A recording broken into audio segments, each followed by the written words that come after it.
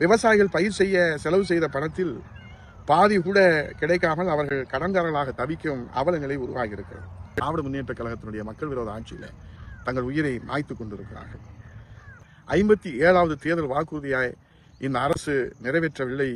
அனைவருக்கும் வணக்கம். திமுக கடந்த 2021 சட்டமன்ற தேர்தலில் கொடுத்த 525க்கும் மேற்பட்ட வாக்குறுதிகளில் 15% வாக்குறுதிகளை கூட நிறைவேற்றவில்லை என்பது இந்த நாட்டு மக்கள் நன்றாக அறிவார்கள். எந்த கொம்பனாலும் திமுகவை அசைத்து பார்க்க முடியாது என்று சவால் விடும் மாண்புமிகு முதலமைச்சர் ஸ்டாலின் அவர்கள் எந்தெந்த வாக்குறுதிகளை நிறைவேற்றியிருக்கிறேன் என்று தேர்தல் வாக்குறுதி எண்கள் வரிசைப்படி வெள்ளை அறிக்கை வெளியிட முன் வருவாரா என்கிற கேள்வி மக்கள் மத்தியில் எழுந்திருக்கிறது.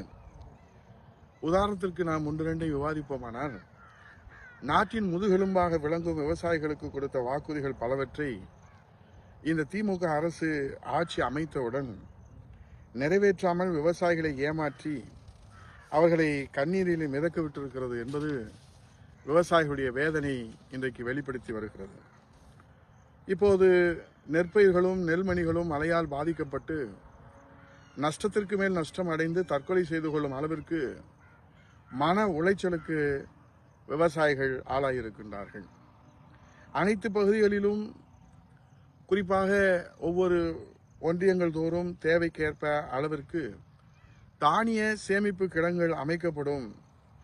இவை உலர் கலங்குடன் கூடிய கொள்முதல் நிலையங்களுடன் இணைக்கப்படும் என்று திமுகவின் 50வது வாக்குறுதியை உரிய காலத்தில் உரிய முறையில் மாண்புமிகு முதல்வர் ஸ்டாலின் நிறைவேற்றாத காரணத்தால் காவிரி டெல்டா மாவட்டங்களில் லட்சக்கணக்கான நெல் மூட்டைகள் கொள்முதல் செய்யப்படாமல் மழையில் நனைந்து முளைத்து பாலாய் போய்விட்டதை மாண்புமிகு எதிர்க்கட்சியுடைய தலைவர், வருங்கால முதலமைச்சர் புரட்சித் தமிழர் ஐயா எடப்பாடி அவர்கள் களத்திலே நேரிலே சென்று விவசாயிகளின் கண்ணீரை துடைக்கிற முதல் நேசக்கரமாக, கருணையின் வடிவமாக புரட்சித் தமிழர் ஐயா எடப்பாடி அவர்கள் களத்தில் நின்று விவசாயிகளை பாதுகாத்தார் என்பதை இந்த விவசாயிகளும் இந்த நாட்டு மக்களும் நன்றாக அறிவார்கள்.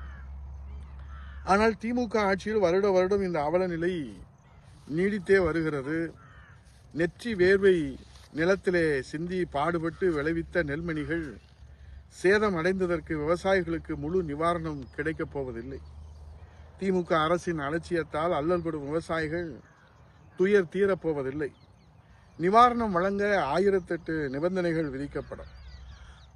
ஆனால் விவசாய முதலமைச்சராக புரட்சித் தமிழர் ஐயா எடப்பாடியார் அவர்கள் நிவாரணம் வழங்குவதற்கும், இழப்பீடை வழங்குவதற்கும், காப்பீடை பெற்றுத் தருவதற்கும் விதிகளை தளர்த்தி அவர் விவசாயிகளுடைய பாதுகாவலருடைய பாதுகாப்பு அரணாக விளங்கினார் என்பதை இந்த நாடும் இந்த நாட்டினுடைய விவசாயிகளும் நன்றாக அறிவார்கள்.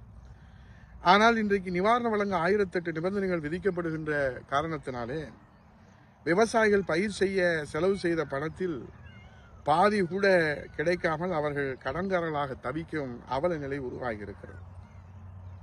இந்த வேதனையான நிலையிலே நம் நெஞ்சம் பொறுக்க முடியாத செய்திகள் எல்லாம் நம் இதயம் சுக்குநூறாக இன்றைக்கு வேதனையிலே தத்தளிக்கிற செய்தியாக தமிழகத்திலே திமுக ஆட்சியிலே இந்த 3 ஆண்டுகளிலே மட்டும் 1968 விவசாயிகள் தற்கொலை செய்து தங்கள் உயிரை மாய்த்து கொண்டிருக்கின்றார்கள் என்று மத்திய அரசு வெளியிட்ட புள்ளி விவரங்கள் மூலம் நமக்கு தெரிய வருகிறது.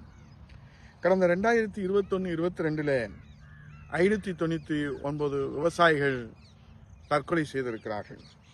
2022-23 232 விவசாயிகள் தற்கொலை செய்திருப்பதாக செய்திகள் வெளிவந்திருக்கிறது.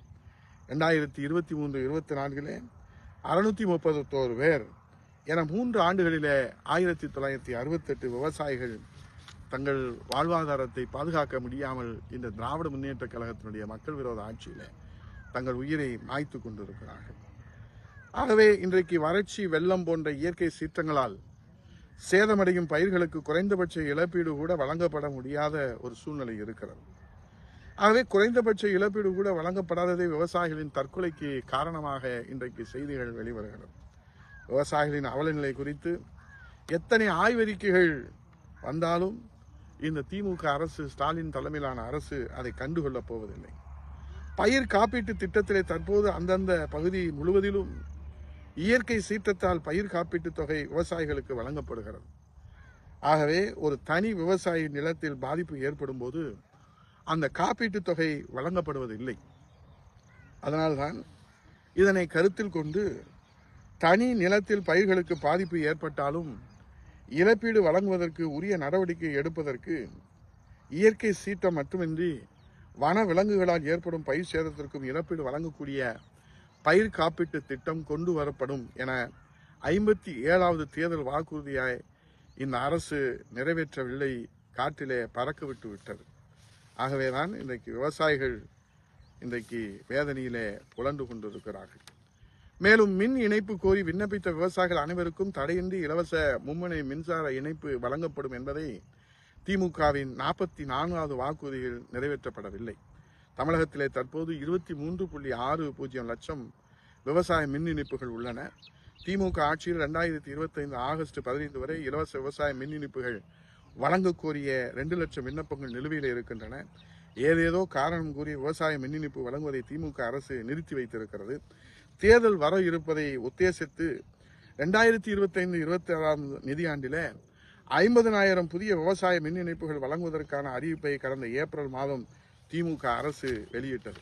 ஆனால் இலவச மின் இணைப்பு வழங்கும் பணியை துவக்க மின் வாரியம் சார்பில் அரசிடம் அனுமதி கேட்கப்பட்டது. ஆனால் இன்னும் அனுமதி கிடைக்காததால் இந்த பணிகள் துவங்கப்படவில்லை.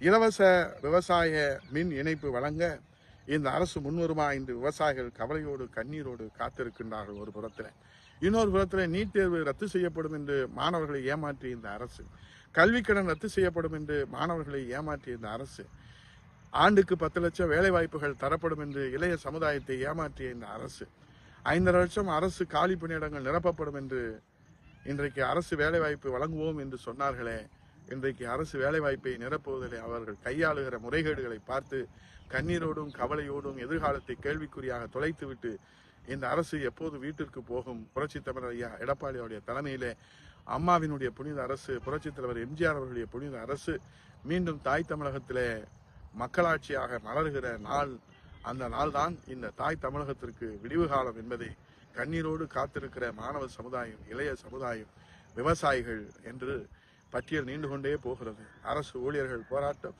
விவசாயிகள் போராட்டம், மாணவர்கள் போராட்டம் என்று போராட்ட களமாக தமிழகம் இன்றைக்கு காட்சியளிப்பதே இந்த அரசினுடைய இயலாமை, இந்த அரசினுடைய முறைகேடு என்று சொல்லி இதற்கெல்லாம் தீர்வு காண ஒரே வழி புரட்சி தமிழர் எடப்பாடியார் தலைமையிலே மக்களாட்சி மலர வேண்டும், திமுக ஸ்டாலின் தலைமையிலான மன்னராட்சிக்கு முடிவுரை எழுத வேண்டும் என்று கூறி